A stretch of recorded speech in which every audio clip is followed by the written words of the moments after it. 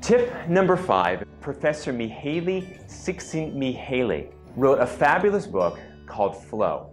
Now, flow is basically the idea of being in the zone. And one of the things that Professor Csikszentmihalyi said is that to be in a state of flow, to do our absolute best, involves focusing on the process, not the outcome. Now, if we think about this back to the nuts, this means giving ourselves a sense of control.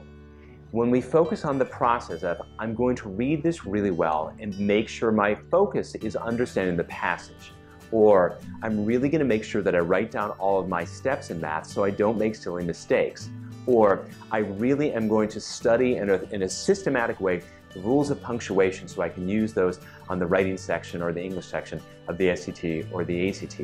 When I'm focusing on that technique, on the process, I'm going to get a great outcome because I'll have perfect process. When people focus on the score itself and kind of aren't paying attention to the process, as you might imagine, their processes fall apart, and then so do the scores. So to get the best outcome and to increase your sense of control, focus on the technique, focus on the process of preparation and performing well, both in practice and when you take the test itself.